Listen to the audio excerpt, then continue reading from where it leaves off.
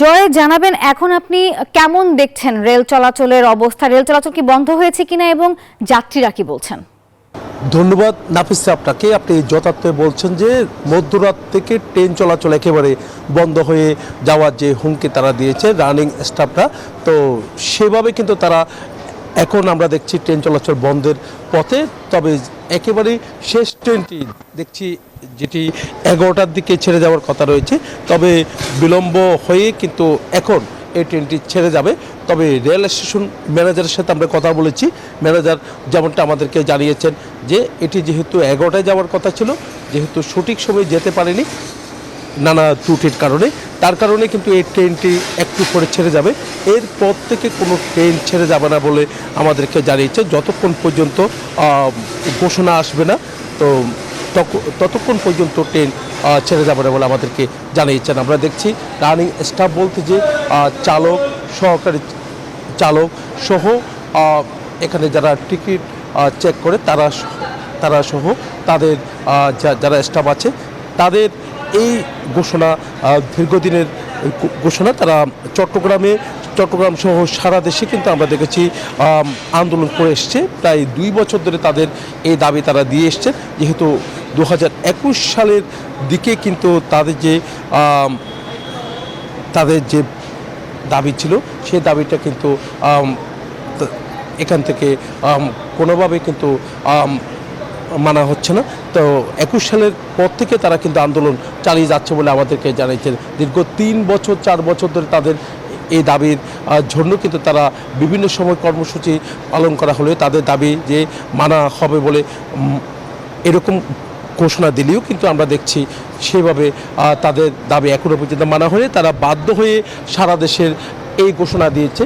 যে ঘোষণাটা আমরা দেখছি যে ট্রেন চলাচল একেবারে সারা দেশে বন্ধ ঘোষণা হচ্ছে, যেহেতু লোকোমাস্টার থেকে শুরু করে সহকারী চালক যারা আছেন তারাও কিন্তু থাকবে না, তাহলে ট্রেন চালানোর যেহেতু কেউ থাকবে না, একেবারে অচল হয়ে পড়ছে ট্রেন চলাচল। তো এখানে যারা যাত্রী তারাই কিন্তু সবচেয়ে বেশি দেখা যায় পড়বে, যারা ট্রেনকে বেছে নিয়েছে, যেহেতু কম খরচ বলে কিন্তু ট্রেনে করে সবাই।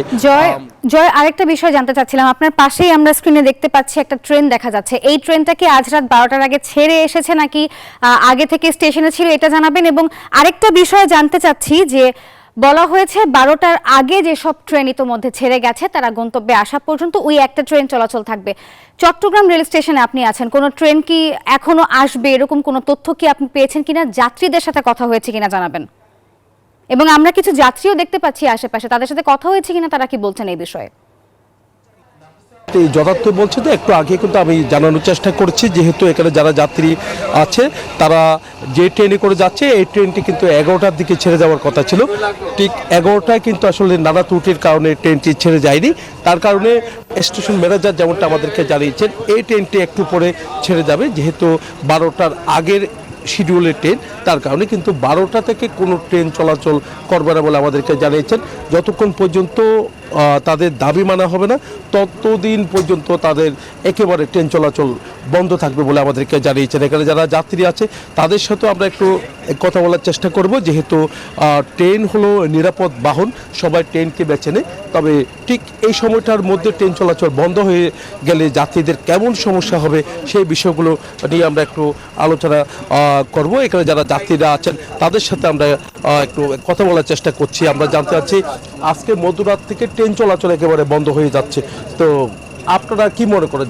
আপনারা তো ট্রেনে করে যান বিভিন্ন জায়গায়, কেমন? আমাদের ভাষ্য হচ্ছে মানুষ তো একটা নিরাপদ জার্নির জন্য ট্রেনকেই বেছে নেয়, যারা ফ্যামিলি নিয়ে যায়, যাদের লাগেজ থাকে, একটা সুবিধা যেখানে ওয়াশরুম থাকে। কিন্তু অপ্রত্যাশিত হলেও যেটা সত্য যে আজকে ট্রেনটা ছাড়ার কথা ছিল 10:45, কিন্তু এখন বাজে 12টা। হ্যাঁ, অদ্যাবধি আমরা সেটা ছিল 10:45 থেকে লোকজন চলে আসছে 8:30 8টায়।